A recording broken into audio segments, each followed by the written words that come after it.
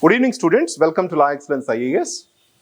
Every year, we make general studies paper analysis and we'll also predict the cutoff. This year, we are doing the same. And we take few variables to come to this cutoff. What are the variables we are talking about? The first thing is, we talk about number of vacancies into consideration. The second is subject-wise question distribution. The subject-wise question distribution.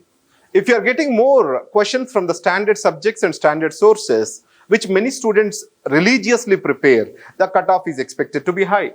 And after that, the third most important thing is the current affairs. Who is diligently following the current affairs, they can make good marks. And compared to last year, this year's current affairs questions are remarkably high. So these are the three factors we need to take into consideration. When I am talking about current affairs, close to 37 questions we marked them as current affairs. The reason is, when we verified the sources of that question, many of these questions have the source in the news. It means that, though let's take inflation indexed bonds, it may appear a static question, but specific to inflation, government has taken certain steps.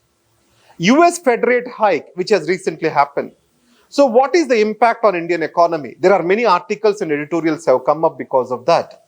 So I am concluding them as part of current affairs, though they can also be discussed as part of the static subject. In this scenario, I was a bit liberal in classifying certain questions as current affairs question.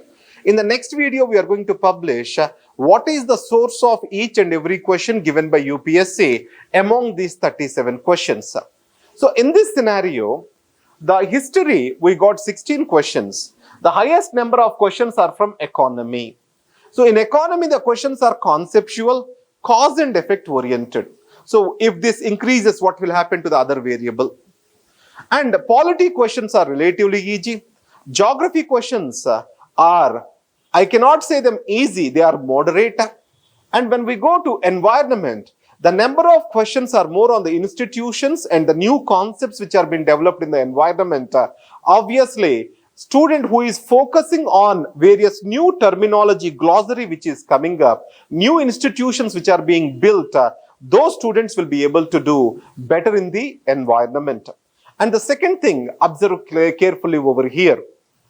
The form of the questions also has changed. What is the form of the question? How the question looks like. Multiple choice questions, previously if you know one choice, you were able to eliminate a bit. Now they have changed the multiple choice questions to remove that of elimination capabilities. So they have blindfolded the multiple choice questions. What they are saying is only one pair right, two pairs right, three pairs right, none of the pair is right.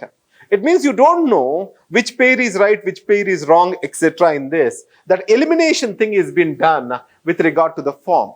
The nature of the questions also has changed a bit. So overall, I am categorizing this question paper as tough. It is no way easier than the last year's paper. Remember this point. It is no way easier than the last year's paper. And second is, if you come to the vacancies, the number of vacancies almost, if you see 712 to 1011, 50% higher compared to last year. And they are expected to increase a bit more. It means more students are expected to be selected this year. But one variable you need to take into consideration. As you go down, let's take 100 to 110 marks, the student scoring, if there are 10%. So if you go to 80 to 90 marks bracket, so you can see huge number of students for every mark, every point, 1/3 mark. So between 80 to 90, there is something called clustering of the students which will happen as you go down the line. So in this scenario, even they select the more people due to this clustering of the students surrounding a single mark or 1/3 mark, the number of the cutoff will not vary much because of the number of vacancies. The factor which will influence the cutoff is the toughness of the questions, the nature of the questions more than the vacancies. That is my point. So coming to the most important slide. The cutoff is falling year by year. One of the reasons I can say learning outcomes also have come down due to COVID. During the COVID, there is a fall in the cutoff. If you take the general category, 2019 it was 98, 92.51, and then 87.54. 87.54 was the last year cutoff for general category. The 84.85 was for the OBC. 80.14 is for economically weaker sections. So in these circumstances, let us see this in the form of a table so that you can easily understood. So 2098 to 92.51 to 87.54. In this case, this year, the cutoff is expected to be somewhere between 84, 85 for the open category, general category students. Economically weaker sections and OBC, the gap between them, the cutoff gap between them is closing down. So this year, economically weaker sections, OBC, the gap, it will be around 80 only. And then, I have also given cutoffs for SC/ST students, somewhere 73, 74 to 70 around for ST students. So this is the cutoff prediction. So now what you shall do? First is, if you are anxious, go and check the key. And then, there are two consequences of this. When you fall in this category, you will be happy to prepare for the mains. If you don't fall, what will happen? You lose motivation and you also waste time. I normally tell to the students, instead of checking the key, do this particular thing. Irrespective of what you do, or either preparation is must. So I request, either you are making 110 marks, 85 marks, doesn't matter. Go and prepare for the examination. So the person who has cleared the prelims, if he is writing the exam in the examination hall, who hasn't cleared the prelims, so you take the question paper, and then the next day, you write the same examination under the examination conditions.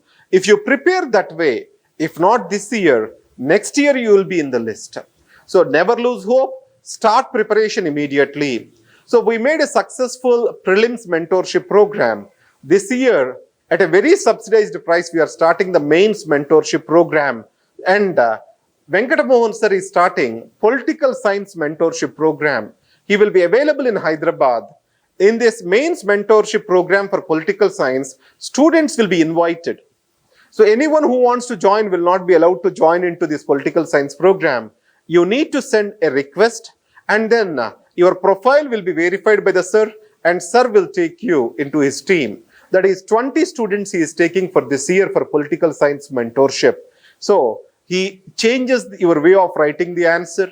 He also trains you towards essay, ethics, and political science. He is a great mentor. He was my teacher, and many of the students who got selected was selected from him. And I wish you all the best. Have a great day.